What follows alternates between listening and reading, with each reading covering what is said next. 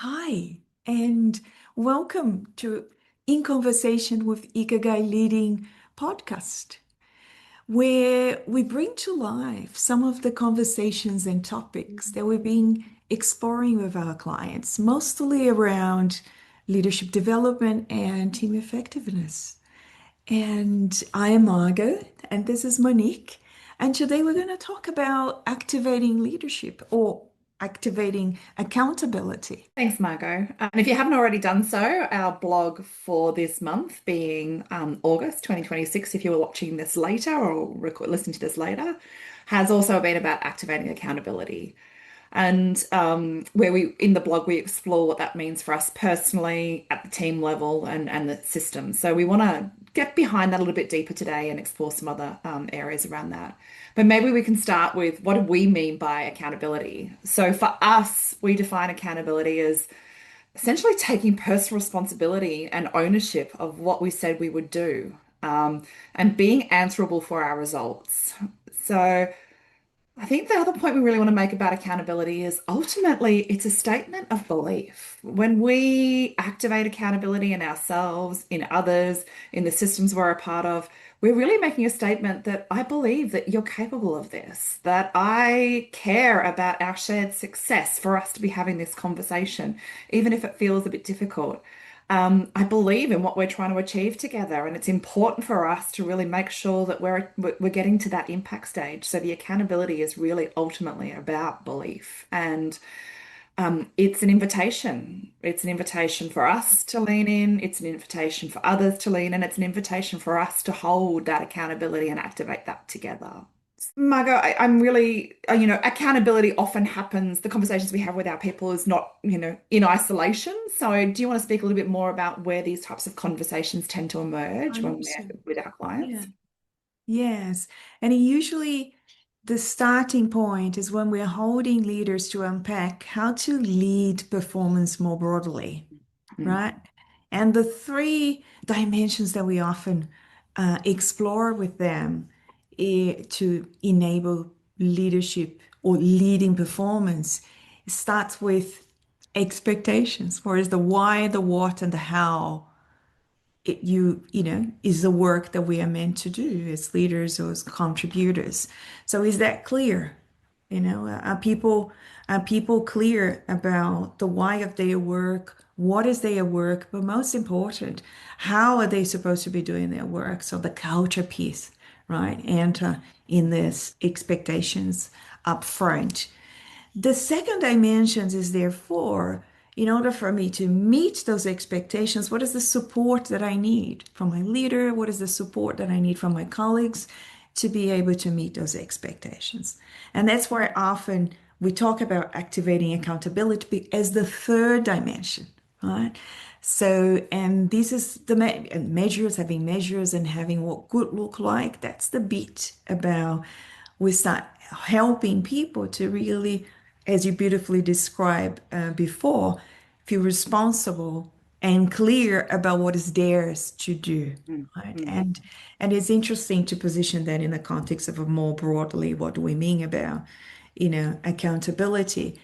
Because activating accountability, and we're so intentional, aren't we, Mon, when we use activating and not holding people to account, because holding people to account is a dimension of activating yeah. accountability, but there's so much more. So how can we be proactive in a way? We kind of hold the spectrum of activating accountability from an early stage, right? Mm, And that mm, might be that something hasn't come through, someone hasn't delivered or hasn't turned up, show up in the particular way that was agreed. So an activation, early stage of activation could look like, let's reconnect, mm, realign on expectations, or recontract what is the support. So in this case, accountability feels like I'm seeing you. mm, I'm curious about why what we've agreed hasn't been met. And it's early in the piece, and I still mm. believe you can do it, right? Yeah. So you Yeah. can meet. So that's so important to discern that there is.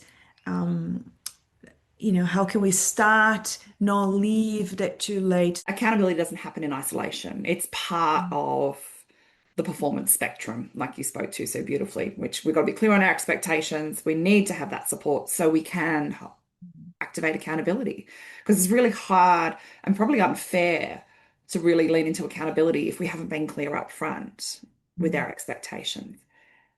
And I think what you're also speaking to is sometimes what we start to hear with our clients is like, how do I know if I've got an accountability problem? There is and I think what you spoke to there is that you'd have to wait for it to be a problem to have accountability conversations. Mm. They often come late because of that. And your invitation there to invite accountability into just the everyday conversation. I see you. I'm curious. What's getting in the way here? That's a really different conversation to you haven't done what you said you were going to do. What's going on right at the end at the 11th hour when the pressure is on? So how do we build accountability in early? So there are early warning signs, but there are also patterns that we see. So when some of the things that we've seen in our clients is work being chased, where I feel like I'm always the one asking as the leader, where's things at? How are we going? Do you need anything from me? And there can be a bit of personality in that. That can be us, wanting to keep our finger on the pulse. But if that's just part of the way we do things, where people don't come to us until we ask for it, that's not really enabling accountability across the board.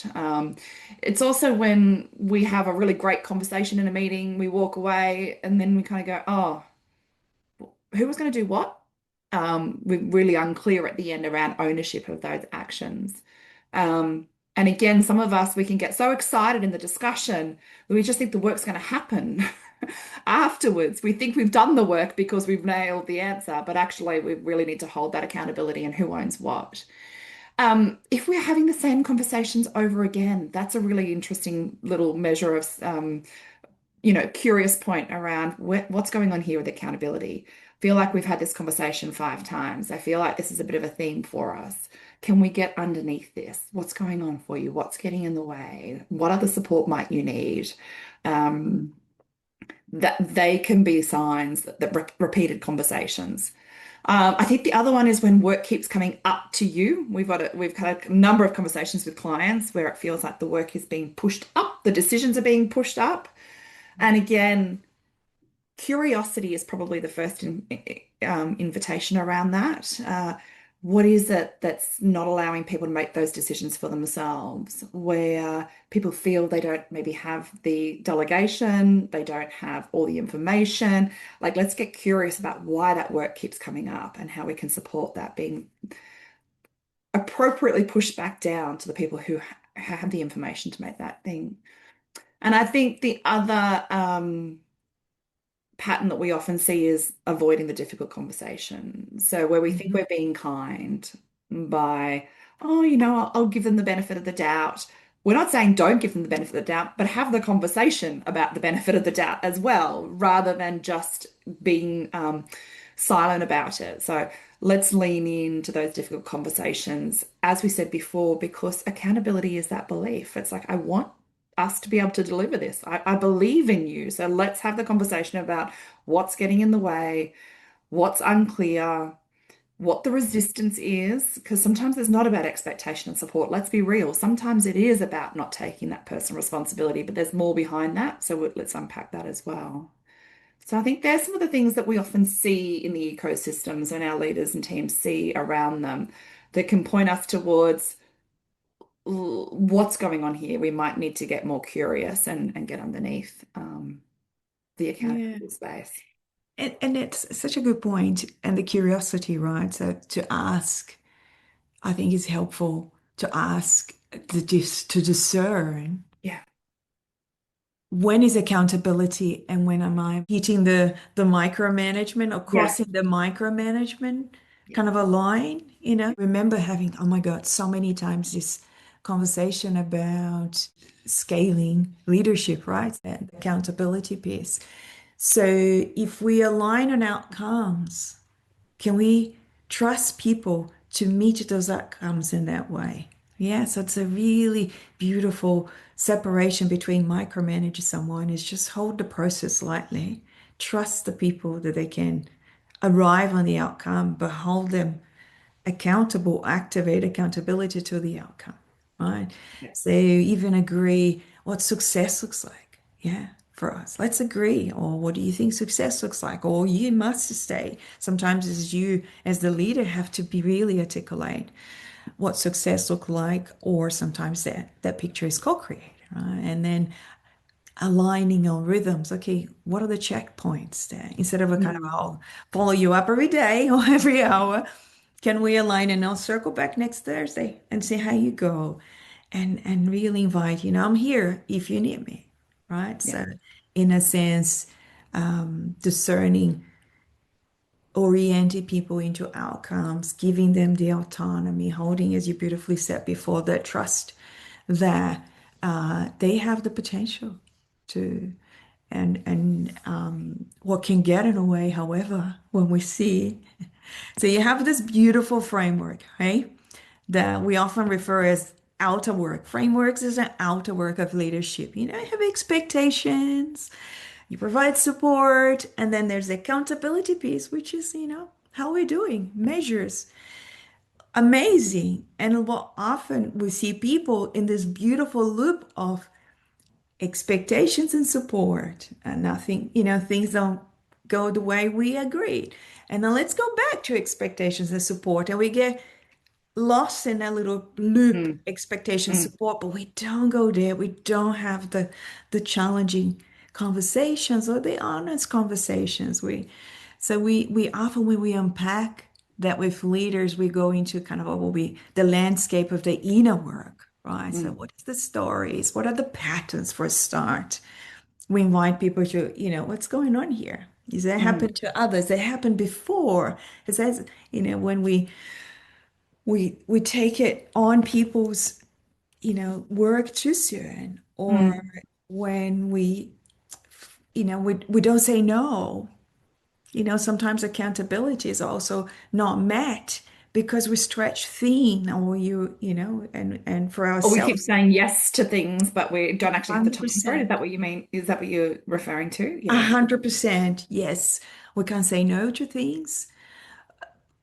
Perfectionism is Mm. something that we met with so much compassion when work has to be done in a particular way, and it's sometimes under pressures that where the perfectionism kicks in, full expression.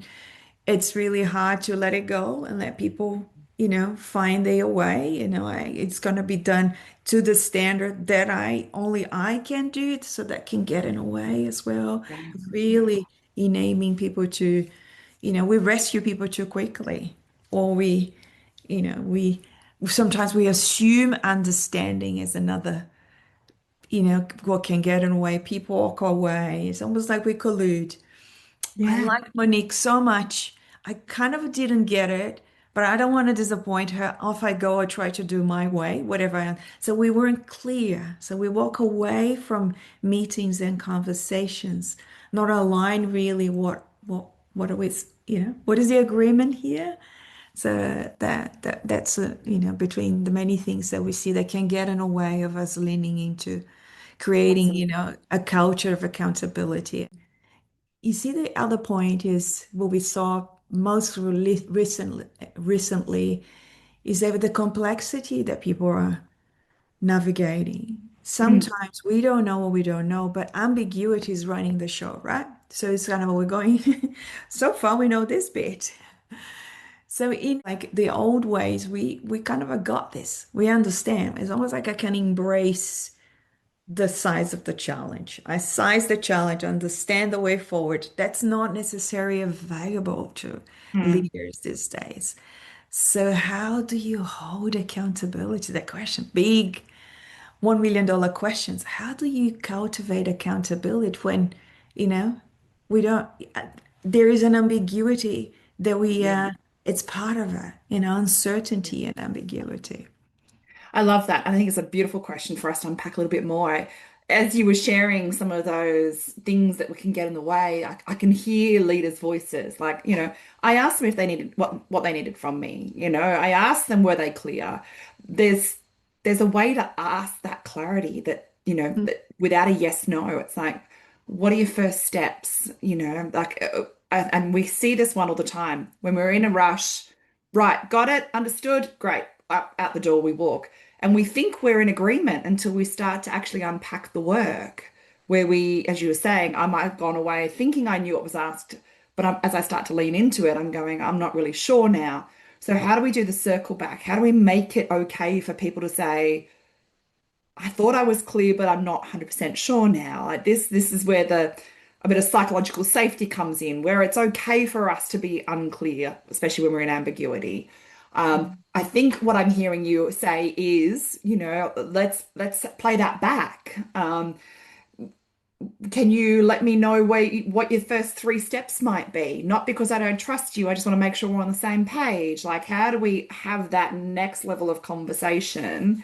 Um, Even, the rescuing is is such a tricky space, right? I'm really hearing Brené's, clear is kind, but I'm also hearing the we letting people, I'm going to say letting people off the hook. That's not even it. Holding people in that tension of not yet landed, but on the way to is such a growth space for people too, right? So, and helping people with to have that space to be able to say, I'm not 100% sure here. I've done this, this, and this. I'm not sure if that's going to take me next. How do we open up for more coaching conversations along the way that can help people lean into that? Rather than the all or nothing, like I've got it or I don't. So there's something Mm. for me there. But I really love that invitation you've just named, which is how do we hold accountability in the space of ambiguity? And I think we're coming back to some of the conversations we've had previously around holding an experimental approach. So, what do we know? What don't we know? What are we going to do next? We don't have to Mm. have the whole plan, but what is it that you can commit to this week to make progress? Where where are the non-negotiables as maybe as the leader here that I can say, okay, but if you knock up against A, B, and C, come and see me because they're indicators that we might be needing to go down a different pathway. So we're kind of giving guardrails here rather than necessarily the full clarity of the picture. And I think to just to build on that, like, accountability when things are messy, ambiguous, complex, the grace, giving grace to messing up. Yeah. And that, that's the vulnerability piece, as you mentioned, the Queen, Brene, before. Um, we're going to stuff up Mm. as we go. Experimenting is part of it. Some will get wrong, some will get right, and we learn through that process. So if I feel like my neck is on the line all the time, and as someone's head is going to be chopped because I mess up, so I will not lean in and Yeah, be accountable, right? So that's it. The creating, like as you beautifully said, that psychological safety, which is safe, comfortable enough. We don't want people to be always comfortable. Equally, absolutely. a psychological safety is not about being comfortable, it's about being comfortable enough to, you know what I mean? I'm going to own that, as we said before, because I'm not, I'm not going to be hunted by. So there's, I think, goes hand in hand as well. Absolutely, absolutely. And I can see the rescuing happening in that space of Mhm. ambiguity. It's like, it feels unreasonable for me to ask you to know what to do in this space, but I actually don't know either. So, but even naming that, it's like, okay, there is no clear answer here. How do we make progress? What are your ideas? How can you go and find out other people's ideas? Holding people accountable to the unfolding and their role in that is just as powerful as taking, as being able to have the answer in that space because we're building a culture of, as you said, leaning in and taking responsibility for my part in this. Mm. When we're dealing with ambiguity, no one person has all the answers and nor can they. So being able to Mm. harness that accountability across not just individuals, but across the team as well is really critical there as Mm. well. Yeah, and without being redundant, but I find it so important to highlight the inner game, right? The inner Absolutely. understanding, awareness of what are the stories that we tell ourselves. If I my sense of, I'm a good leader if I protect my people. I'm a good leader if I am liked by my people. I'm a good leader if, those understanding what are those things and how much of those beliefs or those mindsets might be getting in the way Yeah. of people really being able to grow through accountability activation. Yeah. So Absolutely. I mean, it does feel a bit cliche, but the lessons that we learn from when we got it wrong or didn't yet get it right, if I can put it that way, yeah. are a gold in that space, the lived experience around that. And I think the mindsets you're speaking to there are so important for us to hold for ourselves as leaders, but also to be aware of when we're observing others. You know, you mentioned perfectionism before. Um, and that can be such a internal conversation that someone's having with themselves. You know, it looks like something on the outside, it looks like disengaged, it looks like they're not following through. The amount of effort that's going on internally to get it right and get it to that standard can be really interesting to unpack with your team as well around, and that comes back to the expectation and the setting around what does success look like? Let's name what success looks like because at this stage of the project, 80% done and moving forward is more critical than 100% perfect and timeline stalled, for example. So knowing when we can lean into that, the gift of our standards and our integrity and knowing we've got to have the right process in place and knowing and also knowing when that may be a disservice for us because the ultimate outcome that we're aiming for is it's not that it's actually progress. So I think what would be helpful to leave with the audience is when in this journey, some of the teams that we work with, some of the leaders that we work with, and it's to, by the way, accountability is not just kind of a hierarchical, right? So we can yeah, hold each other accountable as a team, yeah, yeah.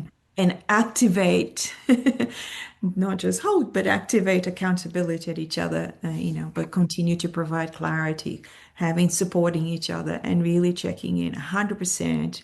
Did we walk away from that meeting super clear what's yours, what's mine? Did we write Yeah. it that down? Are we clear about what the handovers, interdependencies? This is all a beautiful, tangible ways that as a team we can kind of hold accountability, together. And I think, Margot, tangibly the outcome out action dynamic there. So The how we outputs to have our we outcome output. agreed, yeah, have we agreed what we're going to do next? Okay, and that's in service of like let's think about the outcome. So we're not just, as you said, getting tied up in the actions. We're doing those actions connected to the outcome because then people can identify whether that's actually going to make the difference or not. We're not addicted to action taking for the sake of action taking. We're making sure that's aligned with the outcomes we're leaning in towards as well. And I think there's the circle back. Like that's, I think, an undervalued practice in teams. And so what happens in the meeting, but then what do we do after the meeting? What's our, as you said before, what are our agreements about when we'll circle back? Under what circumstances will we circle back? Who can prompt the circle back? Building as a team, building practices around we're going to come back and have this conversation, and it's got nothing to do with whether I believe you're on track or not. It's actually about activating accountability and revisiting, like you said, okay, where's it at? What do we need to do next? What's the adjustment? What's the next movement? What has that action enabled us to take next or insights to put into the next action? So the circle back conversation, not as a I'm watching you, but as a let's name the impact of those actions, where you're at, check in, and keep that expectation support dynamic at play as well along the way. Um, the practices we put into place, it also helps with the psychological safety because it's not the only time we're having a conversation is when we're off track. We're having on track conversations just as much. So, yeah. Oh, wow. I hope that we were in this super brief conversation able to leave people with the, questions. Okay, so where am I with Yeah. accountability?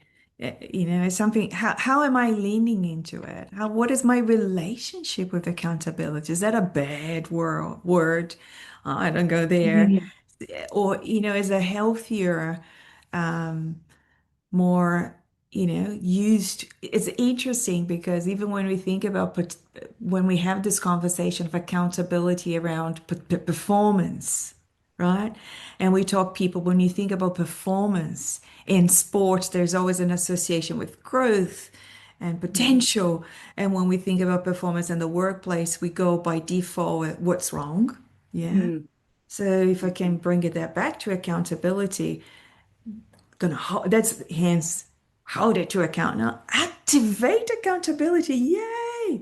Can we use accountability as, that's amazing Yeah, opportunity to, you know, get people super clear about what is theirs to do. We believe in your potential. Let's make sure that, you're supported to deliver. Let's be clear what is success what success looks like. What is my role as your manager? What is my role as your colleague? That's how we, create cultures absolutely. of accountability, but demystifying what is, the bad brand that accountability has. Yeah. Absolutely. And the link, as you just said, that to accountability and impact. So it's a celebration of the progress we're making, of the impact we're having, of the outcomes we're achieving as well. There's an opportunity with that accountability space to really celebrate along the way too. It's not just set and forget. We're actually really naming the impact that people are having along the way as well. So. I'm super curious to hear from people as well, as you said, the invitation. And I also suspect there might be another podcast in the future around our performance framework more broadly and unpacking that.